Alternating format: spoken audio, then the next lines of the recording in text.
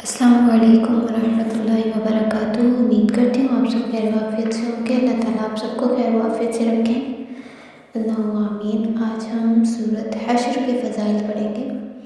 سورہ حشر قرآن پاک کی وہ سورت ہے جس میں اللہ تعالیٰ کے نام کثرت سے بیان ہوئے ہیں۔ یہ سورت اپنے فضائل کے لحاظ سے بڑی باعظمت ہے کیونکہ حاجت روائی کے لیے اس کے اثرات بہت اکثر ہیں۔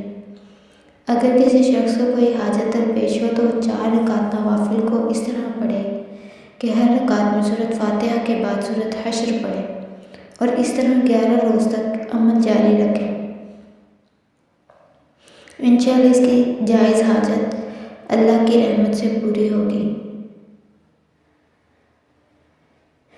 اس سورت کو روزانہ ایک بار پڑھنے کا معمول بنا لینے سے پڑھنے والے کے سابقہ گناہ معاف ہو جاتے ہیں، اور اگر اسے 41 روز تک روزانہ 21 مرتبہ پڑھ کر اللہ کے حضور میں کسی مرحوم کی بخشش کے لیے دعا کی جائے تو اللہ اس کی بخشش فرما دے گا۔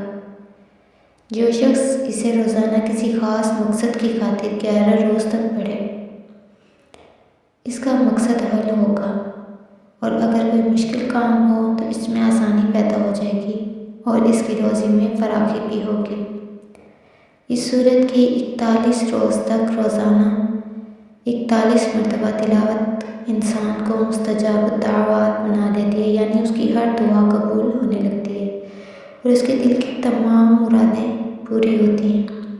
سورہ حشر کی آخری 3 آیتیں اسم اعظم ہیں جن میں مرض کی شفا اور ضرورت کے پورا ہونے کے اثرات بہت تیز ہیں، اس لیے جس مرض کے لیے بھی پڑھی جائے گی قبول ہوں گے۔ خدا کے فضل سے شفا یابی حاصل ہوگی، مگر ان مبارک آیتوں کی زکوٰۃ دینا لازم ہے ورنہ عمل ناتمام رہ جائے گا۔ زکوٰۃ کی ترتیب یہ ہے کہ اعتکاف کی نیت کر کے 11 روزے رکھے اور روزے کے دوران ہر روز ان مبارک آیتوں کو تلاوت کیا جائے۔ 12ویں دن اعتکاف سے نکل کر غسل کرے اور 21 آدمیوں کو کھانا کھلائے۔ زکوٰۃ پوری ہو گئی۔ اب جس حاجت کے لیے 3000 مرتبہ پڑھی جائے گی انشاءاللہ ضرور مراد پوری ہوگی۔ عمل مجرب ہے، 1 مرتبہ زکوٰۃ دینے کے بعد 100 مرتبہ روزانہ پڑھنا شرط ہے۔ کوئی دن ناغہ ہو جائے ورنہ دوسری مرتبہ زکوٰۃ دینی ہوگی۔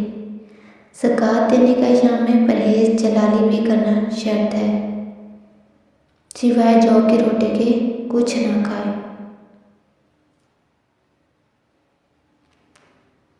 حضرت امام ابو امامہ رضی اللہ تعالیٰ عنہ سے روایت ہے، حضور پاک صلی اللہ علیہ وسلم نے فرمایا کہ جو شخص رات یا دن میں سورہ حشر کی آخری آیات پڑھے گا، اسی رات یا دن میں اگر اس کا وصال ہو گیا تو وہ یقیناً سورۃ حشر کی وجہ سے جنت میں داخل کر دیا جائے گا انشاءاللہ تعالی العزیز۔